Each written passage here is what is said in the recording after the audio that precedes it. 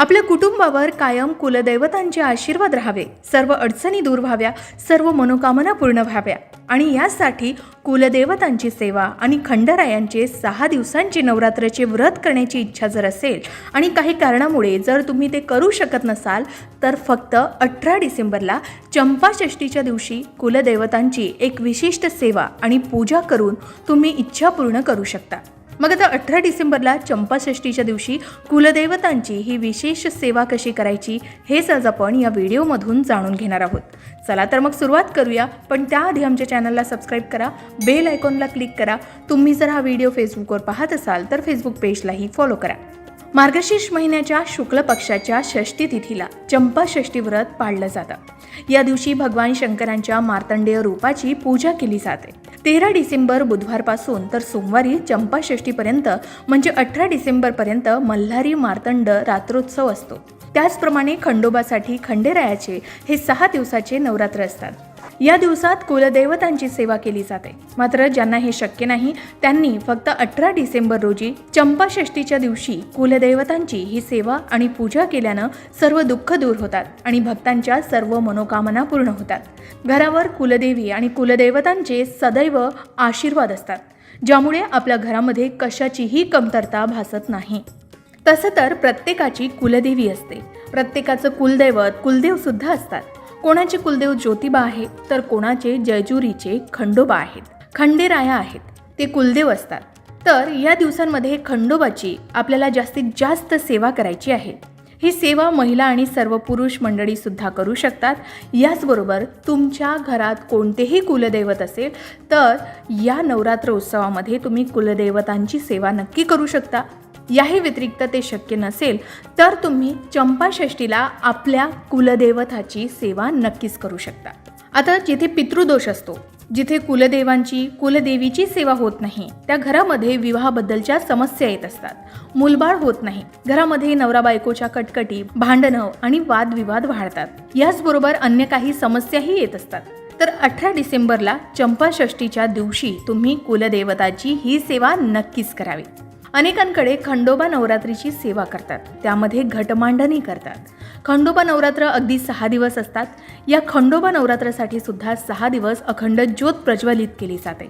मात्र ज्यांच्या घरी घटस्थापना होत नसेल तर अशा व्यक्तींनी चंपाषष्ठीच्या दिवशी मल्हारी सप्तशती ग्रंथाचं वाचन करावं। त्या दिवशी घटस्थापनेच्या पूजेसारखीच मांडणी करावी। सर्वात आधी ज्या ठिकाणी आपल्याला ही पारायण मांडणी करायची आहे किंवा ही मांडणी जिथे तुम्ही करणार असाल ती जागा स्वच्छ करून त्या ठिकाणी थोडंसं गोमूत्र शिंपडावं। संपूर्ण घरामध्ये सुद्धा गोमूत्र शिंपडावं। एका चौरंगावरती पिवळ्या रंगाचं वस्त्र अंथरावं, त्यावरती कुलदेवतांचा फोटो ठेवावा। त्यानंतर शुद्ध तुपाचा दिवा लावून घ्यावा। याचबरोबर मल्हारी सप्तशतीचे किती पाठ करणार आहात याचा संकल्प घ्यावा। त्याचबरोबर गणपती पूजन, कलश स्थापना करून कलशाची सुद्धा हळदी, कुंकू, अक्षता, फुलं वाहून पूजा करावी। यानंतर कुलदेवताला अभिषेक करावा। यावेळी कुलदेवतेचा टाक खंडोबा महाराजांचा टाक असेल तर उत्तम, किंवा आपल्या घरी असलेल्या कुलदेवताचा टाक घ्यावा, त्याचा अभिषेक करावा। म्हणजे थोडं थोडं पाणी या टाकावरती टाकावं, त्यांना स्नान घालावं आणि यावेळी श्री सूक्त एकदा म्हणावं। याचबरोबर शिव महिम्न स्तोत्र एकदा म्हणावं। या 2 स्तोत्रांनी आपण आपल्या कुलदेवतांचा अभिषेक करावा, त्या टाकाचा अभिषेक करावा। आता ज्यांच्याकडे टाक नसेल त्यांच्याकडे फोटो असेल तर फोटोवरती दुरूनच फुलांनी पाणी शिंपडावं। 1 वेळा श्रीसूक्त आणि 1 वेळा शिव महिम्न स्तोत्र म्हणावं। अभिषेक झाल्यानंतर टाक स्वच्छ पुसून घ्यावा। त्यानंतर चौरंगावरती थोड्याशा अक्षता ठेवून टाक त्या ठिकाणी स्थापित करावा। त्यांना गंधा, अक्षत, फुलं वाहून पूजा करावी। त्यानंतर देव्हाऱ्यात घंटी असेल किंवा शंख असेल तर ते दोन्ही घ्यावं। उजव्या बाजूला चौरंगावरती शंखाची स्थापना करावी आणि आपल्या डाव्या बाजूला घंटेची स्थापना करावी।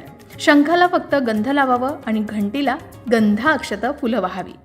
अशा प्रकारे सर्व पूजेची मांडणी करून झाल्यावर हातामध्ये थोड्याशा अक्षता आणि फुलं घ्यावीत आणि मल्हारी सप्तशतीचं पठण करण्याआधी देवाला पारायणास उपस्थित राहण्याचं आवाहन करावं आणि हातातील फुलं आणि अक्षता देवाला अर्पण कराव्या। त्यानंतर मल्हारी सप्तशतीच्या पठणाला सुरुवात करावी। मल्हारी सप्तशतीचा पाठ वाचून झाल्यानंतर देवाची आरती करावी, नैवेद्य दाखवावा, धूप, दीप, अगरबत्ती सर्व ओवाळून देवाला नमस्कार करावा। याही व्यतिरिक्त हे सर्व करण्यासाठी जर तुम्हाला वेळ नसेल तर चंपाषष्ठीच्या दिवशी सकाळी स्नान करून व्रत करून भगवान शंकरांची पूजा करण्याचा संकल्प घ्यावा। त्यानंतर भगवान शंकरांची किंवा खंडोबाची विधिवत पूजा करावी। आपली इच्छा असल्यास या दिवशी शिवलिंगावर गंगेचं पाणी आणि गाईच्या दुधानं अभिषेक करावा। यानंतर बेलपत्र, धोत्रा, वांगी, बाजरी, फळे, भाज्या इत्यादी महादेवांना अर्पण करावेत। त्यानंतर भगवान शंकरांची आरती करावी। तुम्हाला हवं असल्यास तुम्ही भगवान शिवाच्या मंत्राचाही जप करू शकता।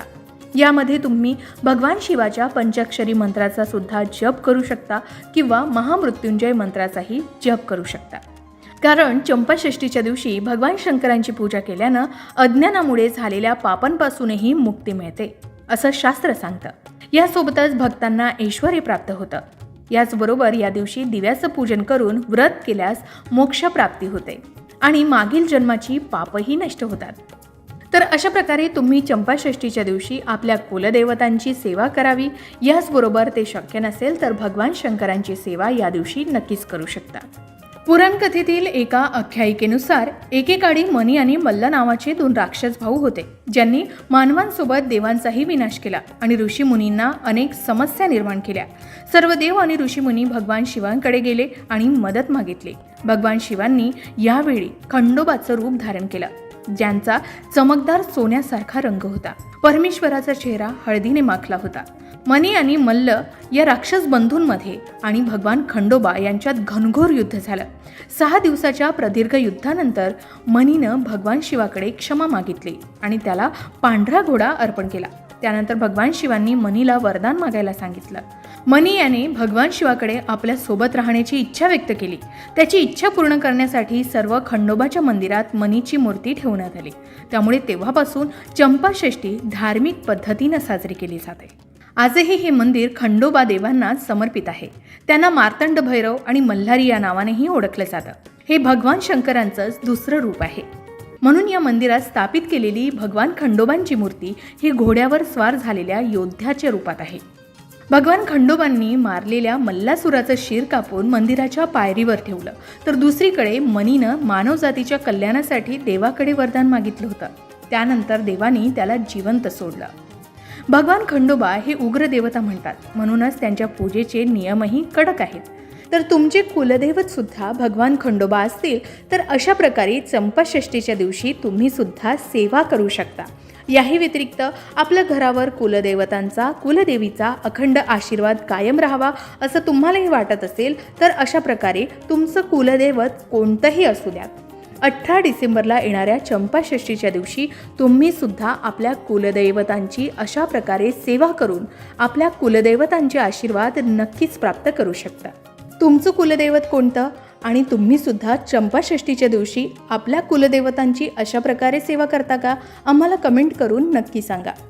अशाच प्रकारच्या माहितीपूर्ण व्हिडिओसाठी लोकमत भक्ती चॅनलला नक्की सबस्क्राईब करा आणि बेल आयकॉनला क्लिक करा, म्हणजे आमच्या नवनवीन व्हिडिओचं नोटिफिकेशन तुम्हाला मिळत राहील। तसेच योग्य आध्यात्मिक मार्गदर्शनासाठी लोकमत भक्तीच्या फेसबुक पेज आणि इन्स्टा पेजला लाईक आणि फॉलो करायला विसरू नका।